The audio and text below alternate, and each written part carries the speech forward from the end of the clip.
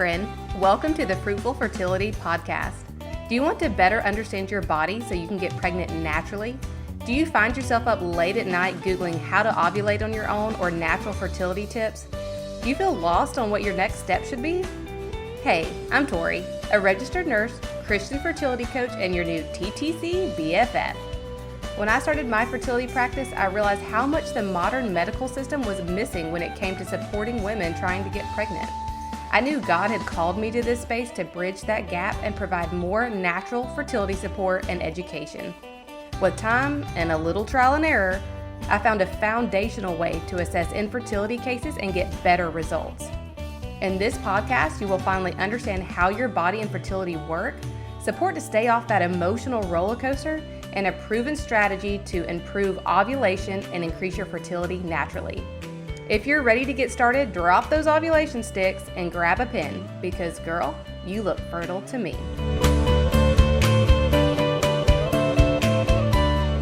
Hello, my friends. I am coming to you from my bedroom floor this week.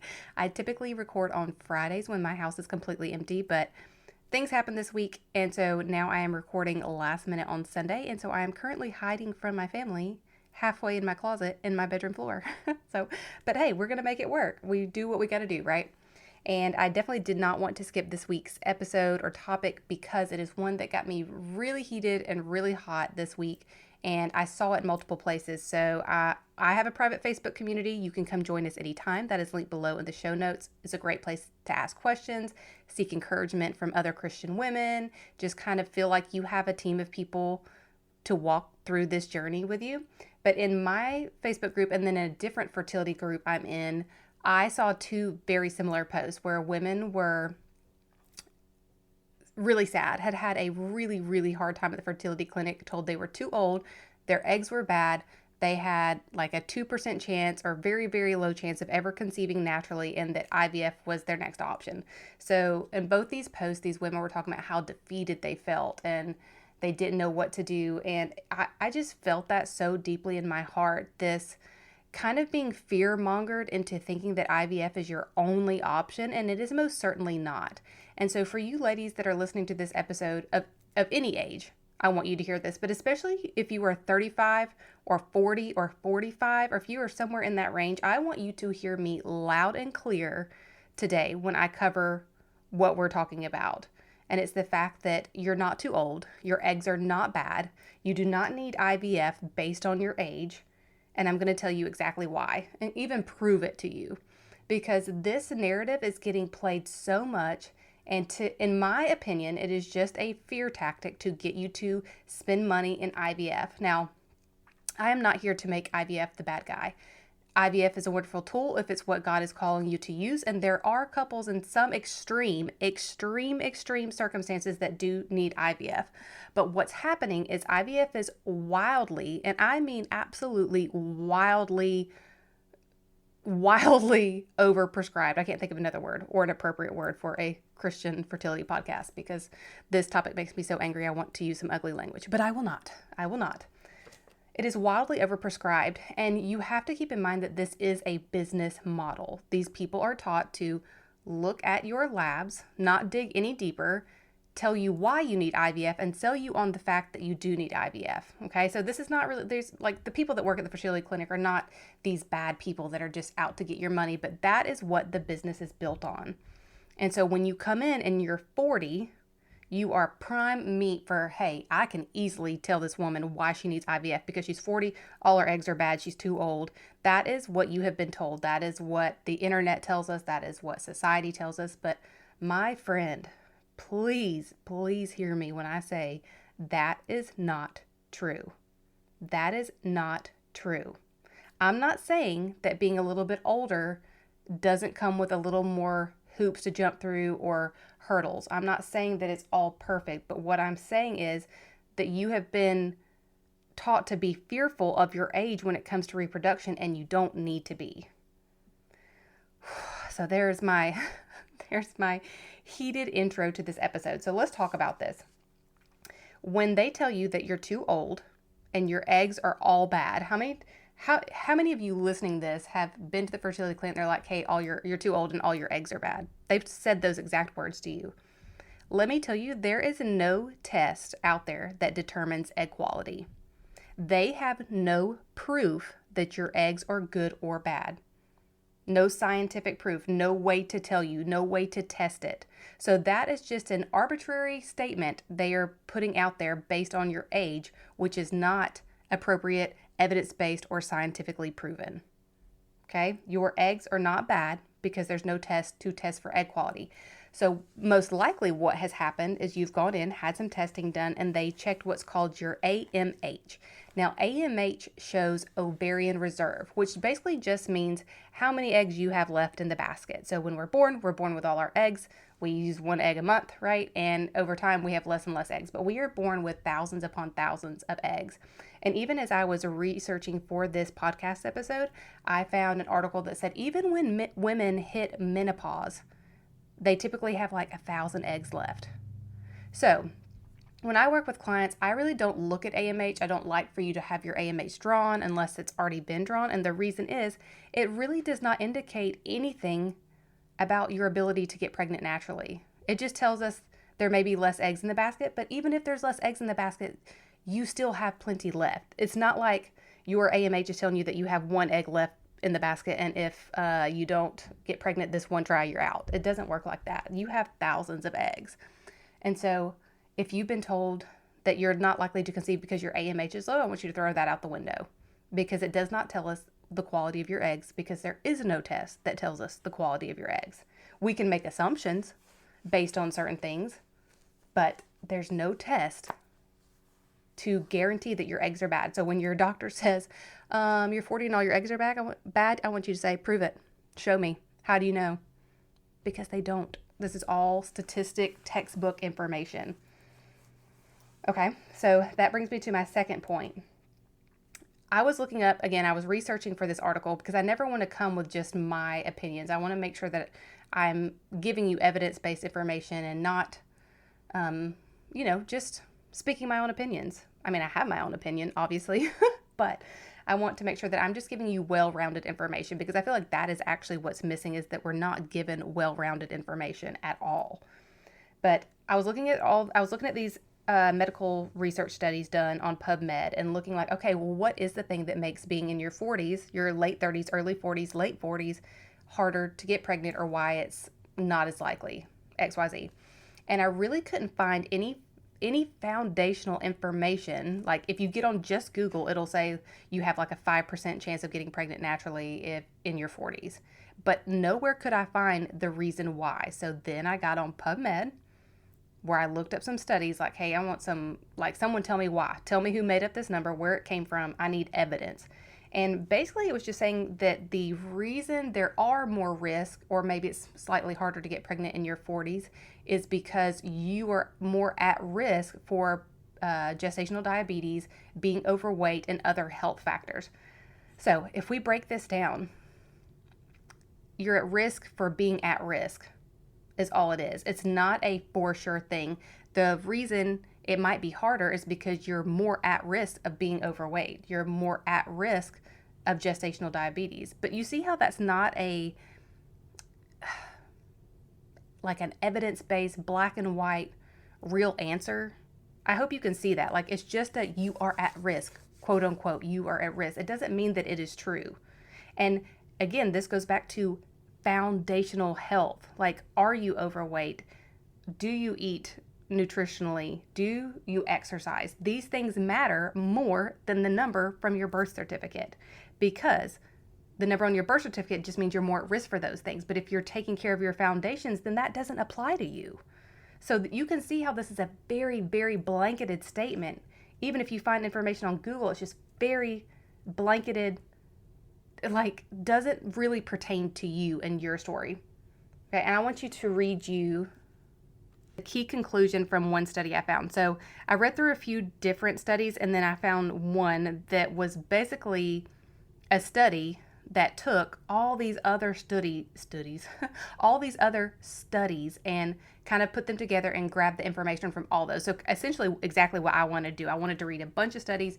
I wanted to and then pull out like what was the average, the mean, the most common, the most truth from all these studies put together. And I really want you to hear the key results, the key conclusions from this study, okay? Listen very closely and hold this in your heart and let it sink into your body and into your mind and into your fertility journey. It says, therefore, although women in this age group encounter greater pregnancy risk, most will achieve a successful pregnancy outcome.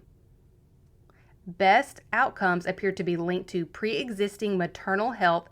This information should be used to counsel women aged greater than 45 years who are contemplating pregnancy. So let's take the most important facts from this medical study that looked at all the other medical studies about women trying to get pregnant. And this is even like higher than age 45. So definitely true for women in their late 30s and early 40s. Although women in this group are at greater risk, most will achieve a successful pregnancy outcome. Hear that, successful pregnancy outcome. The second most important part to take from this is it said best outcomes appear to be linked to pre-existing maternal health, which is a way of saying, hey, your foundational health matters. If you are in good health at your 40s, then you are most likely, like it says here, most will achieve a successful pregnancy. So if you are ahead of the game, if you are in good health in your 40s, if you have healthy foundations set, and you know what, even if you don't, you can. So even if you're listening to this and you're like, oh, that's great news, but I'm actually not in great health. Maybe I am a little overweight. Maybe I don't eat exactly how I should. Maybe my sleep really isn't optimized. Well, guess what? You can change that. And it's not even that hard. Inside my Boost Your Fertility Blueprint, I have a step-by-step plan to help you improve your fertility in 90 days, improve your egg quality in 90 days. And it doesn't matter if you're 23, 33, or 43, okay? You can improve your foundations in as little as 3 months. That was actually my last point that I was going to make. So I'm going to back up a step. The number 3 point on to prove like you're not too old, your eggs are not bad, is that your chance of getting pregnant is unique to you. It's not standardized. So at the fertility clinic, this is your appointment. They're sitting down with you to talk to you. So it feels like what they're saying is very personal about you. But what they are doing is they are reading out statistics based on a group of women or maybe a flow chart they've made, but it's not unique to you.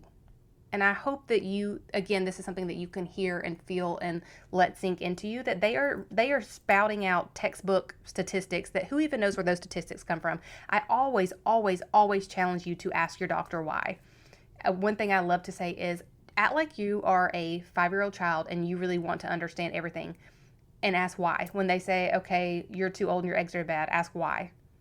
Well, based on blah, blah, blah. Why? How? Show me how. Tell me how. Show me how. Because often we want to just accept what the doctors are saying. Our doctors are highly educated, smart people, right? But you are allowed to ask questions. You're allowed to ask them to prove what they're saying. So don't be afraid to do that. And I know in those moments it may be even hard to come up with questions because you've just had something spoken over you that's really hard to hear and you're upset. But I just want you to, even if the only word you can come up with are why and how, ask that. All your eggs are bad. Why? Because XYZ. How? Show me. Show me how you, ask them to show you how they got that percentage. So let's say they say you only have a 0.2% chance of conceiving. Ask them to show you the math. I dare you. I double dog dare you. I wish I could go to your appointment with you and say it for you. Show me the math. Show me how this woman sitting in the chair falls into that category. Because again, they're not basing this on you. They're basing it on statistics or an assumption or like putting you in a category that maybe you don't necessarily fit in. And then on top of that, so let's say you do that. Let's say they do prove it and they show you how and they give you a number and it's still low. Well, guess what? God doesn't care about statistics. Okay? God does not care how hard it is. And the fact that it might be hard for you to get pregnant is just more room for God's glory and God's goodness to show through, to grow your faith in Him. So worst case scenario, they absolutely can show you the math, which I'm pretty sure they can't. But even if they could and they're like, this is why, here's exactly why I said that, you can still get pregnant. You can still get pregnant naturally. I believe this and I know this to be true because I see it happen time and time again in my practice and practice of my colleagues, in stories I hear It is absolutely possible, because with God, anything is possible. But more than likely, those statistics don't apply to you, and you're not too old, and your eggs are not all bad. Okay? You have a strong, beautiful body, and you are capable of getting pregnant.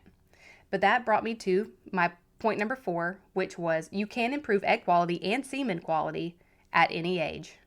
Absolutely any age. And in my very biased opinion, because these are my programs, these are the 2 best ways to do it. Boost your fertility blueprint. If you are thinking about those foundations like your nutrition, your exercise, your sleep, your stress management, and you're not doing well with those, then I want you to enroll in Boost Your Fertility Blueprint and follow that step-by-step guide. I don't want you Googling. I don't want you guessing. I don't want you on this emotional roller coaster wondering if what you're doing is the right thing or if you can get pregnant. I want you to believe it, and then I want you to take this proven plan and follow it step by step. It's literally, I break down everything in 4 steps, the 4 R's of fertility, and then I explain it to you a little bit. I give you resources, including meal plans, exercise plans, labs to look at if you want to look at labs. I don't always think that more testing is necessary, but there are labs in there that you can ask your doctor for, how to monitor your cycle with the anido hormone. I mean, so much goodness. And then if all that sounds overwhelming, all you really need is the checklist. There is a printable checklist for 90 days, and each day all you have to do is check them off. Week 1 starts a little slow. Week 2 picks up a little more. Week 3 picks up a little more. And so it's a very step-by-step, tangible plan to follow. So when you feel overwhelmed by all this information and all these things you could be doing, this breaks it down into really easy to follow, simple steps that actually make a difference and can improve your egg quality and your semen quality in 90 days. I've seen it happen.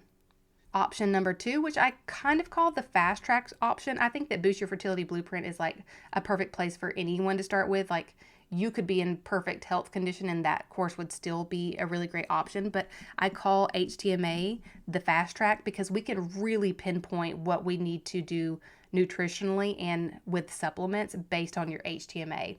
So if you were in your late 30s, early 40s, mid 40s, and you are trying to get pregnant, and you want to know what to do to improve that egg quality, if you even need to improve egg quality, because I'm not saying that your eggs are bad. I'm just saying this is a way to boost fertility and improve your chances of conception. But it's to do HTMA, which is a hair tissue mineral analysis test. And this lets us look at what's going on within your body on a even more foundational level. Minerals are the spark plugs of our metabolic processes. So it's kind of like nothing's happening if we don't have the proper minerals. And when we restore those mineral balances to the appropriate levels, then all of a sudden everything's optimized, everything's working much better. Your body has the energy to carry out these processes like ovulation and conception. And it's just really cool. You don't have to go to the doctor's office, you get to do it from home. It is just truly a very unique, very cool way of testing if you want to really pinpoint, really personalize your fertility journey. So the link to both of those are in the show notes. That's Boost Your Fertility Blueprint and the HTMA bundle. But I want to recap this really quick, okay? Number 1, the reason I know you're not too old and your eggs aren't bad is because there's no test that actually tests for egg quality. Can't prove that your eggs are bad because they don't know, because they don't have a test for it. Number 2, medical studies show that you are more at risk simply because you are more at risk for gestational diabetes and being overweight and some other factors like that. So you can see how that's not really a true risk. That's a risk for being at risk. That's like a maybe, double maybe. And then the results from the test we read said that most women are likely to have a successful pregnancy, especially if they have no pre-existing conditions, if they have good maternal health. Number 3 is your chance of getting pregnant is unique to you and not standardized. So whatever statistic they threw out at you at the fertility clinic was most likely a standardized assumption, not something based on you, specifically you. And so therefore it's not accurate and you shouldn't believe it. And number 4 is that you can improve egg quality, semen quality, your chances of conception, all of that in as little as 3 months. And I have 2 really great options for you listed below. So come join the free Facebook group, ask your questions about that. It's a safe environment. We'd love to have you in there. And otherwise, I will see you guys next week. Thanks for hanging out with me today. If this episode touched your heart or taught you something, I'd be honored if you share it with a friend who could use the information too. And if you want to be the real MVP, then would you also take 30 seconds to tap those 5 stars at the bottom and leave a written review telling me what you're loving? It lights me up to know this podcast is really helping you. Don't forget, you're super cute and super fertile, so meet me back here next week and let's keep chatting and learning together.